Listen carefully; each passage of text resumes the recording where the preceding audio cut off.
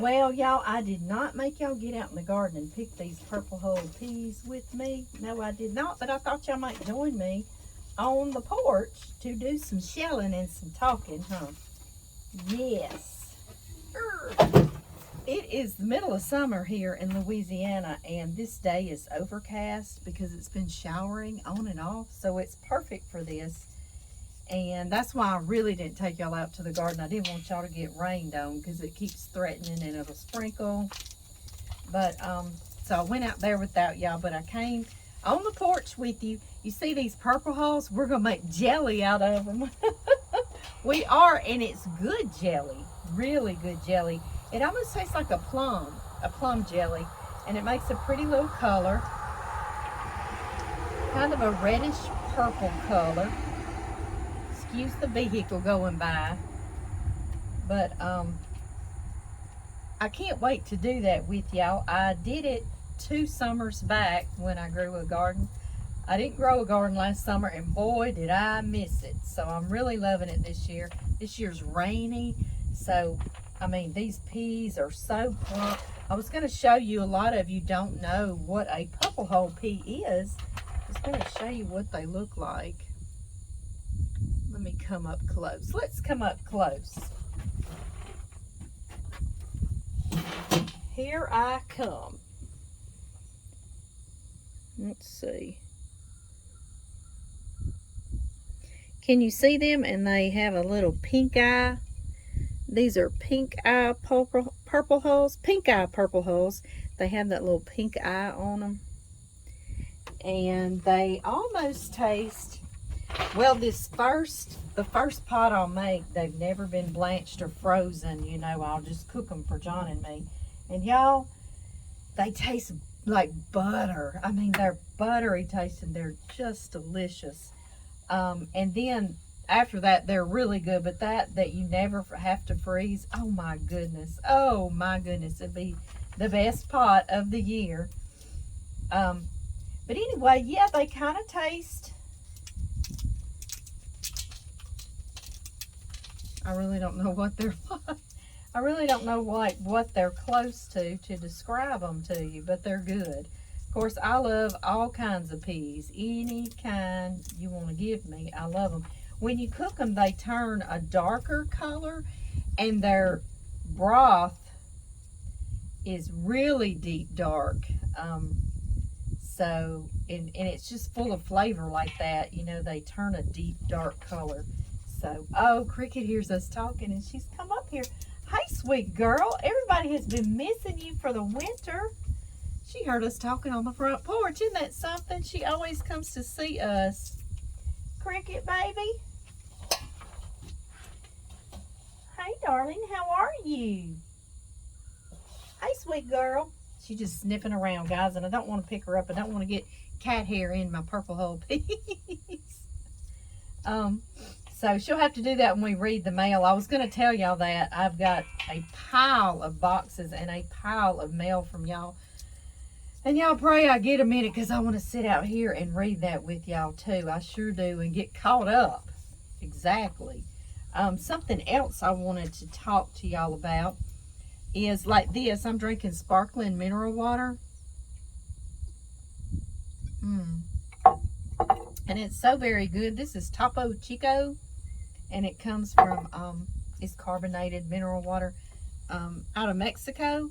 But there's many kinds out there, and I first started drinking it in Europe when I'd order water with lemon, because that's what I love, or water with lime, and they would always serve me sparkling water, and it was mineral water. And I just thought it was fancy, you know, because all I drank was purified water here in the bottle. And I'm going to tell you, that's what I want to talk a little bit about, because I've been out in the heat. Now, Cricket, don't you be coming over here in my peas. You want to get on the table and tell everybody hi? Come on. Kitty, kitty, kitty, kitty. Come on. Come on. Come on. She's coming up here, guys. Hey, Cricket. Turn around and tell everybody hi. She always puts her booty up in y'all's face because she's coming to see me, huh? Come here, girl. Let's spin around. Show everybody your pretty face. Show everybody. There we go. She says, I don't know what you're doing, Mama. I don't know what you're doing. You silly, silly girl. But anyway, guys, hydration. I did not find this out till a few summers back. I mean, I felt like a big dummy. Honestly, I did, because, you know, when they sell, you have things for sale in the store, you just assume that this is what is being served to you because it's good for you. You know what I mean? That's their business, purifying water. So you're hoping that they're doing you right. However, I found out my oldest son, Blake, I know y'all remember he was having some trouble, like with his blood sugar and just dizziness and different things. So we went to the doctor. It was middle of summer, and I decided I'd go with him. I wanted to hear what the doctor said. You know, I don't care how old your kid is, they're always your child, you know. So I said, can I go with you? So I said, yeah, and the doctor said I could go in. It's before the pandemic, so you could go in the doctor's office with them, right? I know. So the doctor got to telling us that, said, well, what kind of water do you drink? Are you staying hydrated? Because he had lots of signs of not being hydrated. And Blake loves water, and he drinks water tons like me. That's our drink of choice, is water, okay? And so he was telling him that, and he said, well, what kind of water? And he said that bottled, you know, purified bottled water that's all in the stores everywhere these days. And he said, well, don't do that. You need to drink tap water because you're not getting any minerals.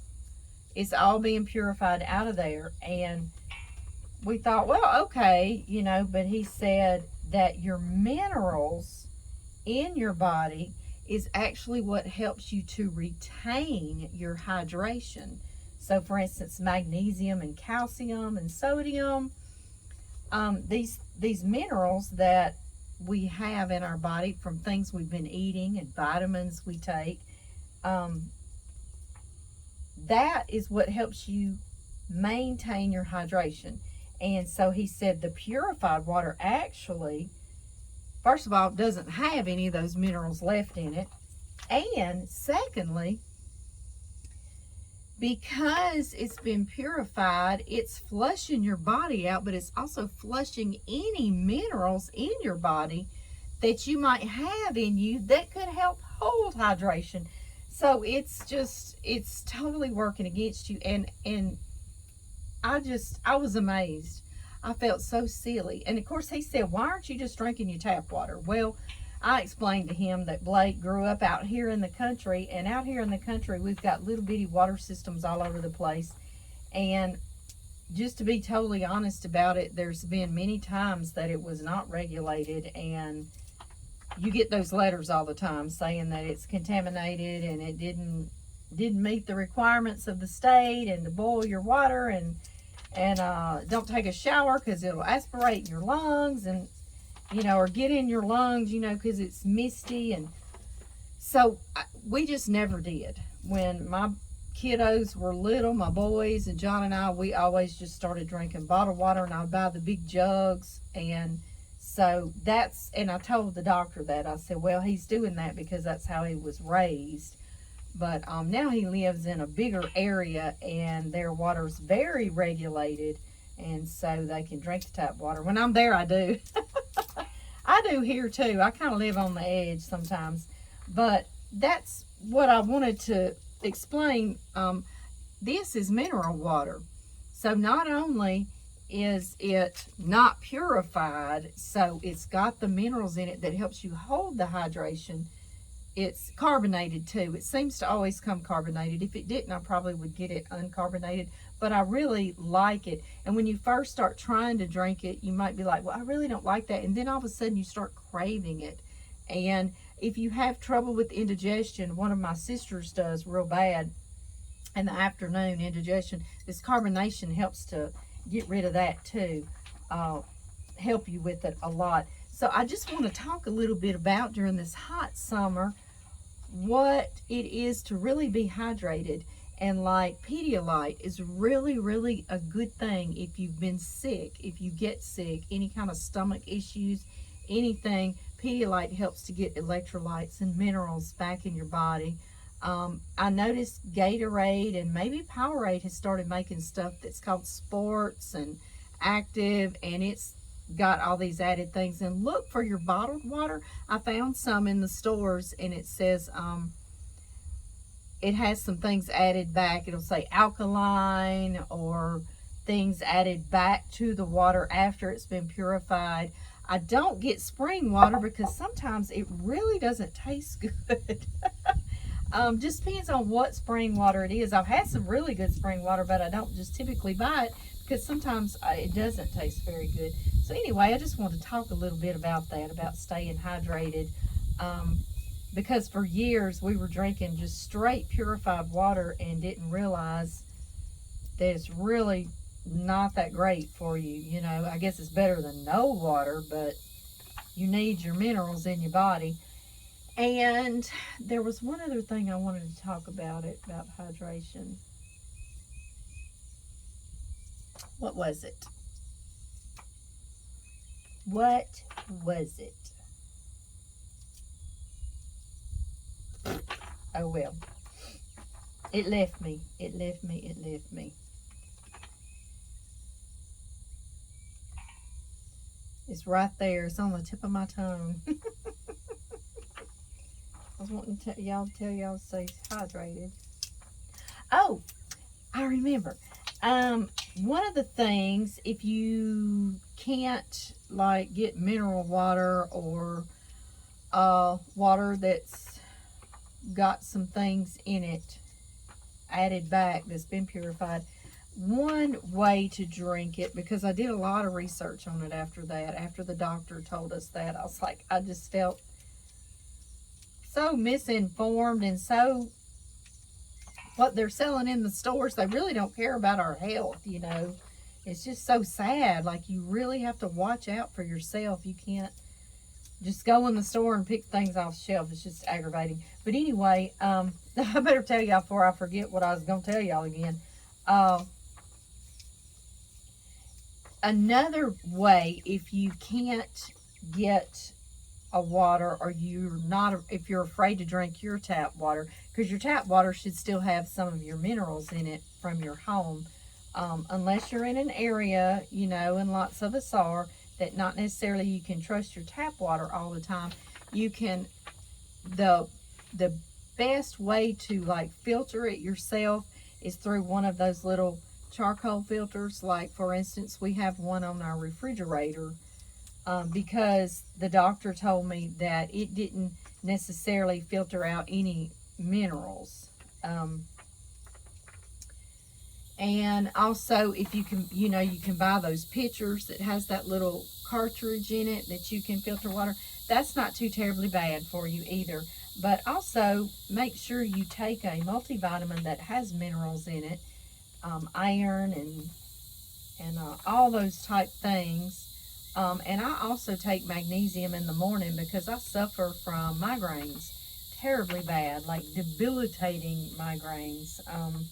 I have since I was 10 years old, and that's been many a day ago. And I lose my vision for about 30 minutes, and I see sparkling, crazy lights called aura, I think. Aura something, anyway. And it makes me lose my vision, and then I literally have to get in the bed, and it makes me physically ill, like vomit projectile city, okay? And I just have to stay in the bed in a dark room, and I can't even like clear my throat, you know, because I'll projectile vomit. I mean, it's ridiculous. It's very debilitating on me. And I've taken things and only got the side effects and still got migraines. And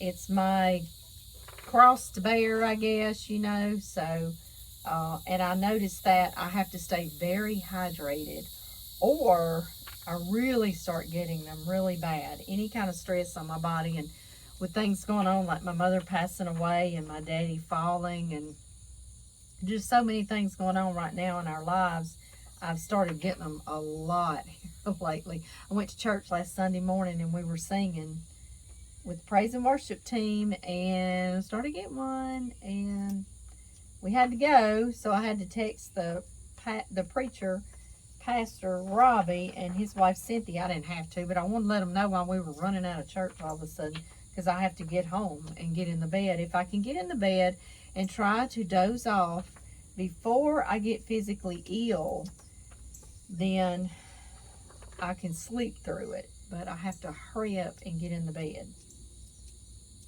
It's so ridiculous. I know a lot of y'all probably suffer from those stinking things too.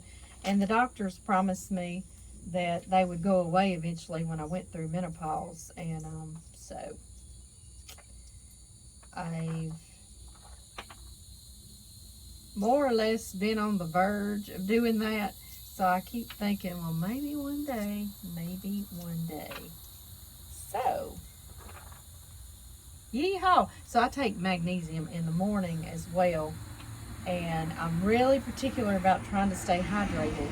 And during the summer, it's awful, you know. So church is tomorrow, so I'm trying to stay hydrated. But I do this every day. And I know y'all will notice in my videos, I'm always picking up water and drinking on it. And it's always this. And now it's in glass bottles. And so if I walk in somewhere, people think I'm drinking like alcohol, like a beer. And I'm like, wow, you know, when we were kids, this is what you had all the time. No one would have thought that. Isn't that funny? Isn't that funny how things morph and change like that? Yeah, it is. Real funny. I've gone into church with them. People say, what are you drinking? Like I'm just going to be so blatant as to pop up in church. I went in the funeral home after my mother passed and got asked the same thing. So I just get tickled that, wow, you know, hello, don't you remember everything used to be in glass bottles? But that is, and I like it. I like it in glass bottles. I like a soft drink in a glass bottle too. Don't y'all remember that's when they really tasted good, huh? Yes, I know. I know. Oh, I have a hummingbird. He's here in front of me. I wish he would have come around to see y'all. I think he saw my pink shirt and thought I was a big pink flower. Y'all think? But yeah, that's another thing. I do apologize. I've had many packages from y'all and letters and cards. And I've just not had a moment to sit down and read some with you. And so when I do sit down, I bet I'm going to be missing some of my cards and some of my letters. And I feel awful, but sometimes we just get a lot on our plate, don't we? We do. We sure do. But don't think I don't read them, because I do. And I cherish every one of them. I certainly do.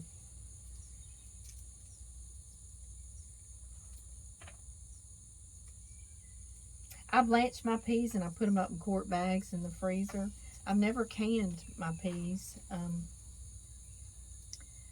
So, yeah, they're sitting on the front porch. If y'all never been here with me, there's a lot of y'all that hasn't. Where I'm sitting right now is a canning kitchen porch. C-A-N-N-I-N-G. I know my southern drawl accent, some of y'all can't even understand what kind of kitchen are you saying you're in, Amy? And I get tickled. So it's a canning kitchen. And y'all were just with me. We canned those jalapenos together. We pickled them and canned them. And so this little canning kitchen, I got about 5 years ago now. It was before the pandemic hit. I hate how I use that pandemic to say it was just this, but anyway. Maybe one day I'll shut up about that, right? But anyway, when I first started dating John, which is 30 years ago, he lived on this piece of property in his grandparents' home with his mom and daddy and his sister, his 2 nephews, and his grandfather. His grandmother had already passed away. His Papa Walker, I know y'all hear us talk about him all the time. And they had a big farm here. He grew sugar cane, he grew cotton, he grew rice and peas and sweet potatoes. He had a big turkey field with turkeys in it. He had chicken houses, he had cows. He was just a full sugar cane mill. he would cook syrup off for anybody up down the road. John remembers as a little boy just sitting and watching, and trucks would be lined up like pulpwood trucks full of sugar cane waiting on them to get to him, because he had a grinding mill where it juiced them and everything. So his papa worked his tail off, his papa and his grandma, Mama. And so anyway, John's mama and daddy ended up moving into his papa's home when John was really little to take care of his papa, because he was working out here in the garden, right in this garden where we are. Isn't that the coolest thing? That it's the same exact spot. John's grandmother and papa would work out in the garden right there. So we thought that was so neat. And I've told y'all before, John's told me before, when I've been bent over picking, he'll say, "You look just like my mama in the garden." And I think, I'm not sure I like that. But I know it's a good memory to him. But anyway, his papa he had a mule and a plow that he would use. And I want to say it was possibly the early 1980s. And his papa fell in a hole. You strap yourself to the mule and the plow, so you become one unit, okay? And his papa was walking along behind the mule, and he fell in a hole. And of course the mule kept going. You know, he was working. He was like a machine, and it bent his papa's legs and messed his knees up so bad. Then he was on a cane and eventually ended up in a wheelchair. So that's why they ended up, when John was really little, his grandmother came down ill and she passed away shortly thereafter, but they moved in back here at Linda's. John's mama is Linda. She grew up in that farmhouse, and they all moved back in to take care of them. And so when I showed up on the scene, it was the early 90s, and his grandmother had already passed, and his papa was in a wheelchair. And so that's when I showed up on the scene. And now the farm just shut down. John's daddy worked for the telephone company, CenturyLink, CenturyTel, you know, it's been a million names. He worked for them for 50 years. And so he worked off like in Gina, Louisiana. And so he wasn't home, of course. And John's mother was taking care of him. So the farm just kind of went to pot, as we say. And everything grew up. It's acres and acres, and everything just grew up. And so John was little, young man, and he would have to go count cows for his papa, but he was down to like 20, cows. And he had no more chickens and no more turkeys, and wasn't growing any gardens. He would talk about it all the time. Talk about it with me. I love to sit and listen to him sitting on the front porch. Well, anyway, his house was here, and I know y'all seen that chimney that's out here in the front yard. It's in front of this garden right out there. If you haven't, maybe one time we'll walk if you haven't seen it before. But anyway, that was where the house was. And so the canning kitchen was just behind the house, kind of like right in front of this garden back here, but where our driveway is now. And it was gorgeous canning kitchen. It had a big dark green wooden front door with a screen door painted dark green. It had shutters on it. It had side cranking out windows. They like cranked out to the side. Oh, it was beautiful. It was beautiful. It had, the foundation had broken, and it was kind of falling in the center. And today, if John and I had it, we would have said, oh yeah, we got that. But we were trying to build a home. We were trying to get another place. That house was falling in, and his mom and daddy needed out of it desperately, and his sister and nephews were still there. So we were trying to get them a place on this farm. And then John wanted to build over here, and his mother said yes. She didn't care. So we did that. And so we were kind of overwhelmed. And so we John bulldozed the canning kitchen. I know, but when I first met John, I had never, ever, ever heard of a canning kitchen. I didn't even enter my mind. And I love it because of the holidays. I cook big, you know, and I've always had the family over. Even when I was a young girl, John's mom and daddy always came to our house for the holidays.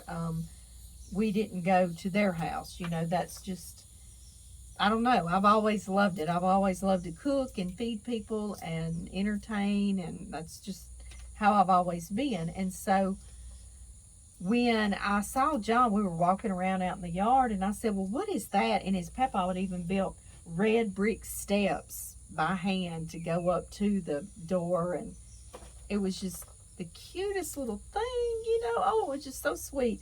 And he said, oh, that's my mom's canning kitchen. And I said, a what? And I was like, can we look in it? Of course, it was stacked up and junked up, but you could see there was her gas stove in there. There were big deep freezes in there.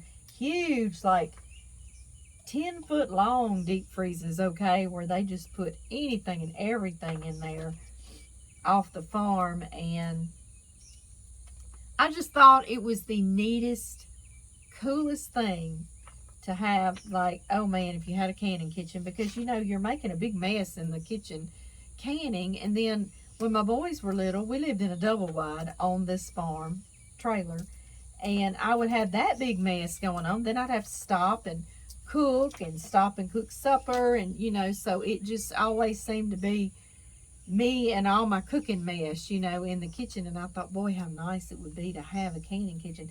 And I said that, I was like, one day I want one. And like I said, it took me 25 years, but I finally got this canning kitchen. Now, doesn't matter if I got a mess in the house, in the kitchen, because it's just John and me now.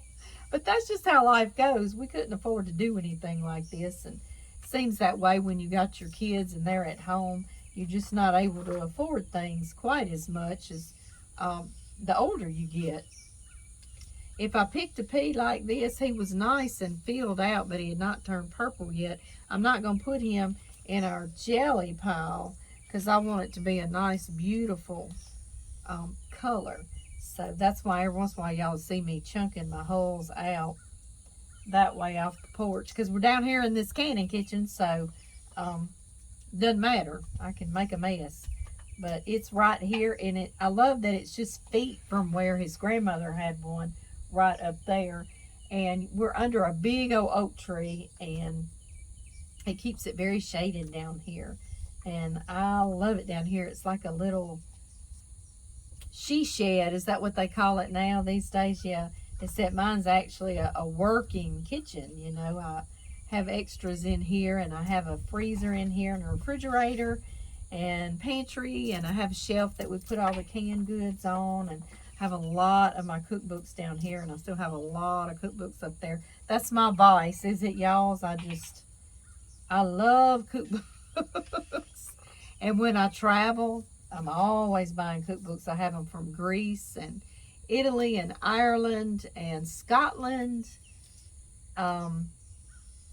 I didn't get a cookbook in the Vatican. I sure did not.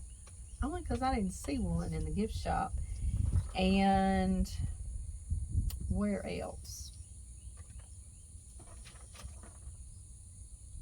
I think I named all the places that have cookbooks. But anyway, that's what I'm always looking for, is the cookbooks there. Because that's where you actually see their authentic recipes, right? I know. I know.